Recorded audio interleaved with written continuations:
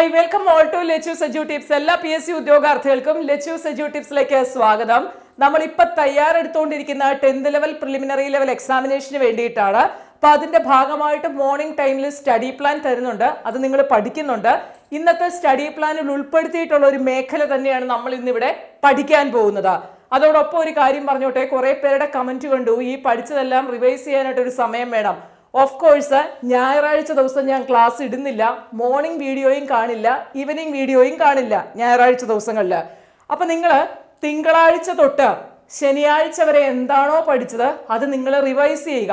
നിങ്ങൾക്ക് അതിന് എളുപ്പത്തിനാണ് ഞാൻ നിങ്ങളോട് അന്നേ പറഞ്ഞത്, ഒരു നോട്ട്ബുക്ക് എടുക്കണം, നോട്ട്ബുക്ക് എടുത്തിട്ട് എഴുതിയെടുക്കണം. നമ്മുടെ നോട്ട് നിങ്ങൾ നോട്ടായിട്ട് എഴുതിയെടുക്കണം എന്ന് ഞാൻ പറഞ്ഞായിരുന്നു. അങ്ങനെയാണ് എന്നുണ്ടെങ്കിൽ നിങ്ങൾക്ക് റിവിഷൻ എളുപ്പമായിരിക്കും. കാരണം ആ ഒരാഴ്ച പഠിച്ച കാര്യങ്ങളെല്ലാം ഒരു നോട്ട്ബുക്കിനകത്തുണ്ടല്ലോ, അതൊരു 2 or 3 പ്രാവശ്യം മാത്രം വായിച്ചാൽ മതിയാകും.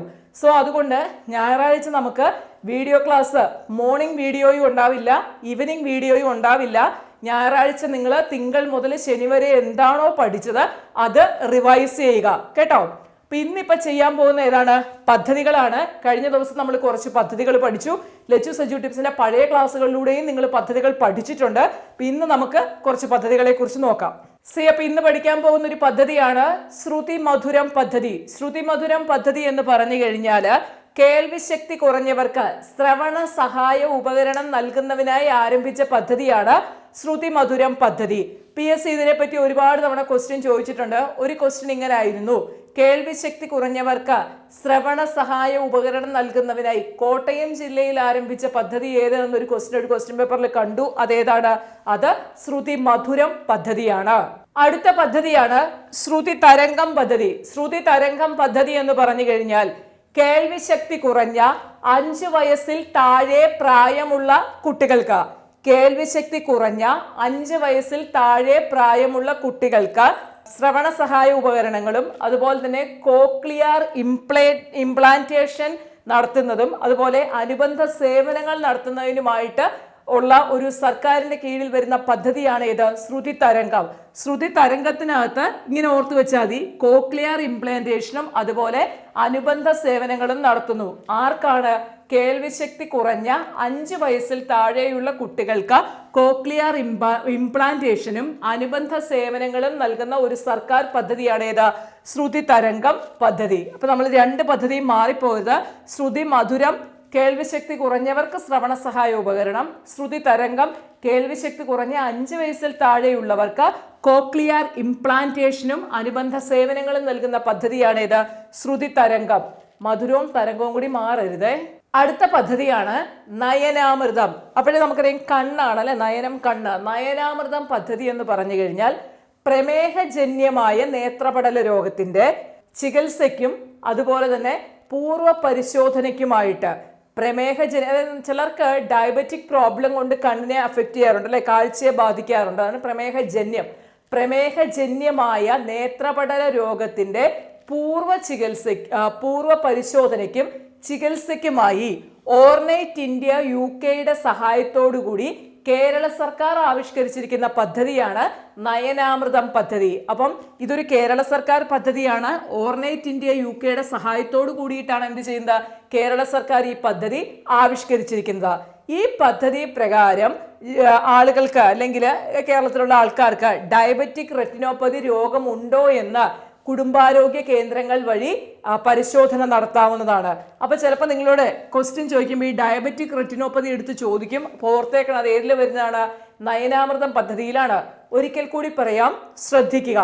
പ്രമേഹജന്യമായ നേത്രപടല രോഗത്തിന്റെ പൂർവ്വ പരിശോധനയ്ക്കും ചികിത്സയ്ക്കുമായി ഓർണേറ്റ് ഇന്ത്യ UK സഹായത്തോടു കൂടി കേരള സർക്കാർ ആവിഷ്കരിച്ചിരിക്കുന്ന പദ്ധതിയാണ് നയനാമൃതം പദ്ധതി.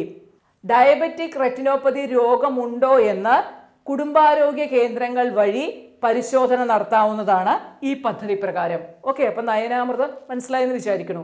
അടുത്തത് നമ്മൾ പഠിക്കാൻ പോകുന്ന ഇന്നത്തെ 4ാമത്തെ പദ്ധതിയാണ്, അതാണ് ശലഭം പദ്ധതി. ശലഭം അല്ലെ, ശലഭം എന്ന് പറഞ്ഞാൽ പാറിപ്പറക്കുകയാണ് ചെയ്യുന്നത്. അപ്പൊ കുട്ടികളെയാണ് ഉദ്ദേശിച്ചിരിക്കുന്നത് ശലഭം പദ്ധതി. കുട്ടികൾക്കായി നടത്തുന്ന ആരോഗ്യ പരിശോധന പദ്ധതിയാണ് എന്ന് പറയുന്നത് ശലഭം പദ്ധതി. കുട്ടികൾക്ക് വേണ്ടി നടത്തുന്ന ആരോഗ്യ പരിശോധന പദ്ധതിയാണ് ശലഭം പദ്ധതി. ശ്രദ്ധിക്കണേ, ഞാൻ പറയുന്ന ഓരോന്നും പോയിന്റാണ്, അതുകൊണ്ടാണ് ശ്രദ്ധിക്കണേ എന്ന് പറയുന്നത്. ശ്രദ്ധിക്കുക, സർക്കാർ ആശുപത്രികളിൽ ജനിക്കുന്ന കുട്ടികൾക്ക് സൗജന്യ ചികിത്സ നൽകുന്ന അല്ലെങ്കിൽ സൗജന്യ ആരോഗ്യ പരിശോധന നടത്തുന്ന ഒരു പദ്ധതിയാണ് ശലഭം പദ്ധതി. ഒരു കുട്ടി സർക്കാർ ആശുപത്രിയിൽ ജനിച്ച് 24 മണിക്കൂറിനുള്ളിൽ വിസിബിൾ ബർത്ത് ഡിഫക്റ്റ് സ്ക്രീനിങ്, അതുപോലെ തന്നെ 24-28 മണിക്കൂറിനുള്ളിൽ ഹൃദ്രോഗ ബാധയുണ്ടോ എന്നറിയുന്നതിന് വേണ്ടി പൾസ് ഓക്സിമെട്രിക് സ്ക്രീനിങ്, കേൾവിശക്തി ഉണ്ടോ എന്നറിയാൻ ഓട്ടോ അക്കോസ്റ്റിക് എമിഷൻ സ്ക്രീനിങ് എന്നിവയൊക്കെ നടത്തുന്ന ഒരു പദ്ധതിയാണ് ഏത്? ശലഭം പദ്ധതി. അതുപോലെ തന്നെ ശലഭം പദ്ധതിയുടെ കീഴിൽ ഈ സർക്കാർ ആശുപത്രികളിൽ ജനിക്കുന്ന കുട്ടികൾക്ക് എന്തെങ്കിലും മെറ്റബോളിക് അസുഖങ്ങൾ ഉണ്ടോ എന്ന് കണ്ടെത്തുന്നതിന് വേണ്ടിയിട്ട് 48 മണിക്കൂറിനുള്ളിൽ IEM രക്തപരിശോധനയും നടത്തുന്നു. അപ്പൊ ഇങ്ങനെയുള്ളൊരു പദ്ധതിയാണ് ശലഭം പദ്ധതി. ഓർത്തു വെക്കുക, ഇതിന്റെ ഗുണഭോക്താവ് എന്ന് പറയുന്ന സർക്കാർ ആശുപത്രികളിൽ ജനിക്കുന്ന കുട്ടികളാണ്. സർക്കാർ ആശുപത്രികളിൽ ജനിക്കുന്ന കുട്ടികൾക്ക് ബർത്ത് വിസിബിൾ ഡിഫക്റ്റ് ഉണ്ടോ, കേൾവിശക്തി ക്ലിയർ ആണോ, അതുപോലെ തന്നെ മെറ്റബോളിക് ഡിസീസുകൾ ഉണ്ടോ, ഹൃദ്രോഗ സംബന്ധമായ എന്തെങ്കിലും അസുഖങ്ങൾ ഉണ്ടോ എന്നിവയൊക്കെ അറിയുന്നതിന് വേണ്ടിയിട്ട് ചില ടെസ്റ്റും കാര്യങ്ങളും ഒക്കെ നടത്തുന്ന ഒരു പദ്ധതിയാണ് ശലഭം പദ്ധതി എന്ന് അറിഞ്ഞു വെക്കുക. ഒരുപക്ഷെ PSC ഈ പദ്ധതികൾ ഡയറക്റ്റ് ആയിരിക്കില്ല ചോദിക്കുന്നത്, പ്രസ്താവനയിട്ട് ചോദിക്കും. ഒരുപക്ഷെ 10th പ്രിലിമിനറി ലെവൽ എക്സാമിനേഷന് ഡയറക്റ്റ് ചോദിച്ചെന്ന് വരാം. ഇനിയിപ്പോൾ ഞാൻ പറഞ്ഞല്ലോ, ഈ ക്ലാസ്സുകളെല്ലാം 10th പ്രിലിംസ് എന്ന് മാത്രമല്ല 10th മെയിൻസിന് യൂസ്ഫുൾ ആണ്, +2 പ്രിലിംസ് +2 മെയിൻസിന് യൂസ്ഫുൾ ആണ്, ഡിഗ്രി പ്രിലിംസ് ഡിഗ്രി മെയിൻസിന് യൂസ്ഫുൾ ആണ്. അപ്പോൾ ഇതുകൊണ്ട് എന്താണെങ്കിലും മസ്റ്റായിട്ടും ഇത് നിങ്ങളുടെ നോട്ട്ബുക്കിൽ ഉണ്ടായിരിക്കണം, പഠിക്കണം. നെക്സ്റ്റ് പദ്ധതിയാണ് കരുതൽ ചൈൽഡ് കെയർ പദ്ധതി. ശ്രദ്ധിക്കണേ, ജില്ലയിലെ ശിശു സംരക്ഷണ സ്ഥാപനങ്ങളിലെ കുട്ടികളുടെ കലാപരമായ കഴിവുകൾ വികസിപ്പിക്കുന്നതിനും അതിലൂടെ അവരിൽ മാനസിക ഉല്ലാസം കണ്ടെത്തുന്നതിനും വേണ്ടി ആരംഭിച്ച പദ്ധതിയാണ് കരുതൽ ചൈൽഡ് കെയർ പദ്ധതി. അതായത് ശിശു സംരക്ഷണ സ്ഥാപനങ്ങളിലെ കുട്ടികൾ, ശിശു സംരക്ഷണ സ്ഥാപനങ്ങളിൽ താമസിക്കുന്ന കുഞ്ഞുങ്ങളുടെ കലാപരമായ കഴിവുകൾ കണ്ടെത്തുക, അതിലൂടെ അവർക്ക് മാനസികോല്ലാസം നൽകുന്നതിനും വേണ്ടി ആരംഭിച്ച പദ്ധതിയാണ് കരുതൽ ചൈൽഡ് കെയർ പദ്ധതി. പാലക്കാട് ജില്ലയിലാണ് ഈ പദ്ധതി ആരംഭിച്ചത്. ഇത് പഠിച്ചു വെക്കണം കേട്ടോ. നെക്സ്റ്റ് പദ്ധതിയാണ് ബാലമുകുളം പദ്ധതി. ബാലമുകുളം പദ്ധതി എന്ന് പറഞ്ഞു കഴിഞ്ഞാൽ സ്കൂൾ വിദ്യാർത്ഥികൾക്ക് വേണ്ടിയിട്ട് അവരുടെ ശാരീരികവും മാനസികവുമായ ആരോഗ്യം ലക്ഷ്യമിട്ടുകൊണ്ട് നമ്മുടെ ഭാരതീയ ചികിത്സാ വകുപ്പ് ആരംഭിച്ച പദ്ധതിയാണ് ബാലമുകുളം പദ്ധതി. അപ്പം ബാലമുകുളം പദ്ധതിയിലൂടെ ആയുർവേദ ചികിത്സയിലൂടെ ഇവർക്ക് എന്താ പറയുന്നത്, ആരോഗ്യകരമായിട്ടുള്ള ഒരു ജീവിതം നൽകുക എന്നുള്ളതാണ് ഈ ഒരു പദ്ധതിയുടെ ലക്ഷ്യം. അപ്പൊ ഇത്രയും ഓർത്തു വെച്ചാൽ മതി. സ്കൂൾ സ്റ്റുഡൻസിന് വേണ്ടിയിട്ട്, സ്കൂൾ വിദ്യാർത്ഥികൾക്ക് വേണ്ടിയിട്ട് ഭാരതീയ ചികിത്സാ വകുപ്പ് ആരംഭിച്ച പദ്ധതിയാണ് എന്ന് പറയുന്നത് ബാലമുകുളം പദ്ധതി. ഓക്കെ, ഇപ്പൊ നമ്മൾ ഏതാണ്ട് 6 പദ്ധതി കഴിഞ്ഞു. 2 പദ്ധതിയോട് കൂടിയിട്ട് നമുക്കിത് നിർത്താം. അടുത്ത പദ്ധതിയാണ് വയോമിത്രം പദ്ധതി.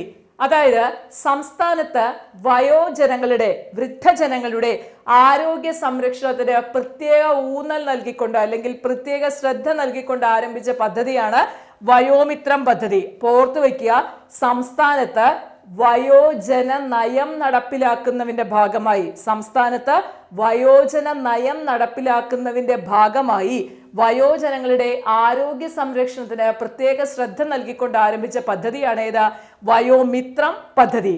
എല്ലാം തിരിഞ്ഞു പോരുത്. അടുത്തത് വയോ അമൃതം പദ്ധതിയാണ്. വയോ അമൃതം പദ്ധതി എന്ന് പറഞ്ഞാൽ സർക്കാർ വൃദ്ധസദനങ്ങളിൽ താമസിക്കുന്ന വയോജനങ്ങളുടെ ആരോഗ്യ സംരക്ഷണം ലക്ഷ്യമാക്കിക്കൊണ്ട് ഭാരതീയ ചികിത്സാ വകുപ്പ് ആരംഭിച്ച പദ്ധതിയാണ് വയോ അമൃതം പദ്ധതി. ഓക്കെ, വയോമിത്രം വേറെ, വയോ അമൃതം വേറെ. വയോ അമൃതം എന്ന് പറഞ്ഞാൽ സർക്കാർ വൃദ്ധസദനങ്ങളിൽ താമസിക്കുന്ന വയോജനങ്ങളുടെ ആരോഗ്യ സംരക്ഷണം ലക്ഷ്യമാക്കിക്കൊണ്ട് ഭാരതീയ ചികിത്സാ വകുപ്പ് നടപ്പിലാക്കുന്ന പദ്ധതിയാണ് വയോ അമൃതം പദ്ധതി.